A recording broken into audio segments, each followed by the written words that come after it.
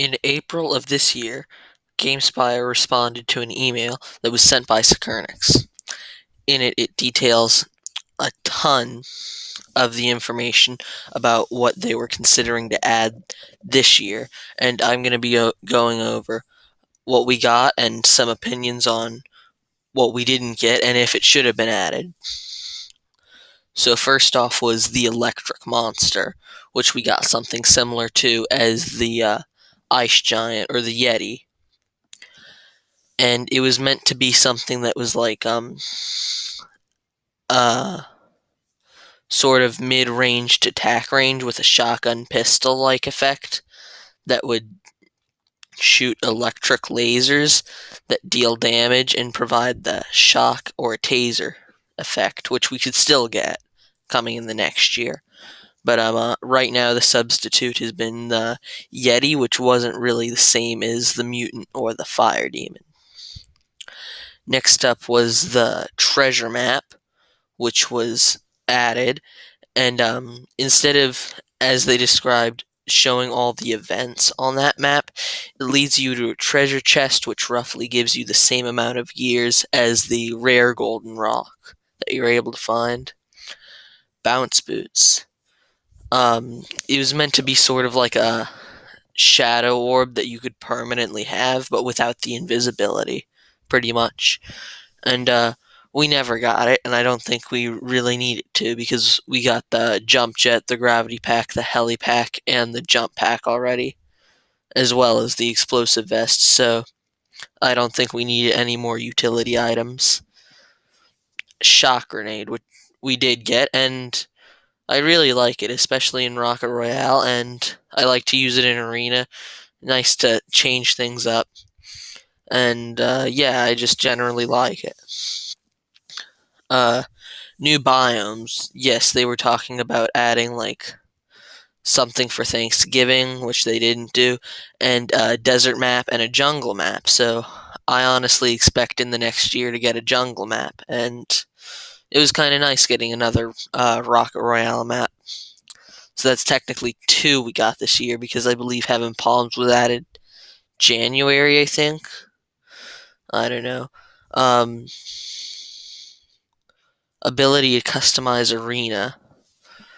I don't think we ever got that, but I would like to see, like, able to get shields and drink them, able to wield explosive vests or heli packs, or able to use all items, like test out bear trap damage and things like that. I think it would be nice to further improve customization. And then LTMs, which were a very good idea when they were added. Not all of them were good, but ever since they had a purge of like some LTMs that they consider to be bad, I don't really play any except for gliders anymore because I don't really like much of them. The current team play mode as we know it will change name and become an LTM. Vote soon. Obviously, that was voted no, and Core Wars is still its own separate mode with two maps now, too. Team play balancing, they didn't say they would change it at all, which I think is alright. The reasons they gave were fine with me and understandable. I mean, if you divide it into solos, duos, and triples, then you really get some heavily divided servers. And sometimes I go in thinking I'm not going to team and then meet up with a friend or something, so I definitely get that. Droppable materials.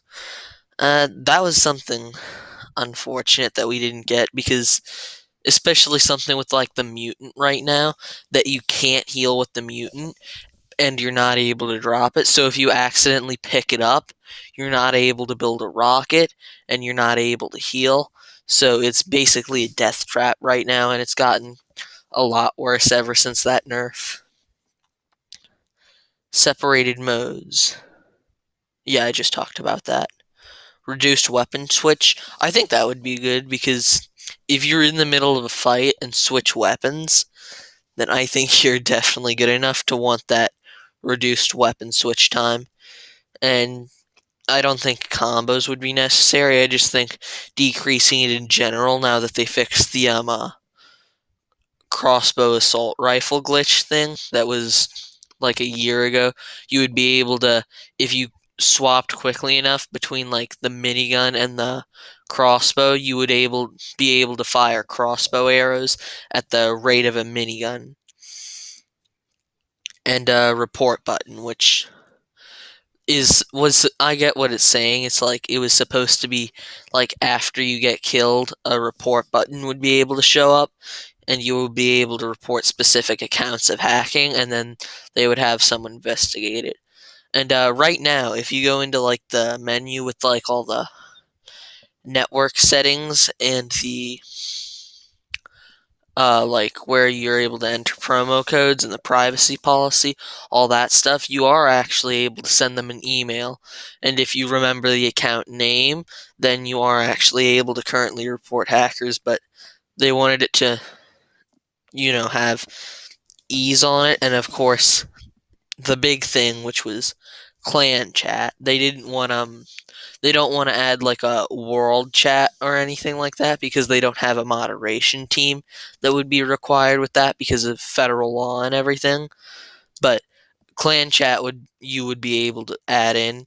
It would cost some money, but with all the other things they've added this year, you can definitely tell that they were thinking of adding it. And I don't know why they didn't either.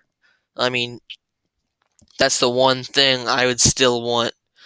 That's probably the most wanted thing that I want besides, I don't know. That's the biggest thing off the top of my head is a clan chat, because there's no way to get in contact with someone you meet outside of the game unless you have them on your friends list and join them and talk to them again inside the game. Otherwise, you have to use something outside of the app like Discord or YouTube comments or something like that. So, anyway, that's the end of the video. I hope you like and subscribe. We're almost at 200 subscribers. And have a good rest of the day.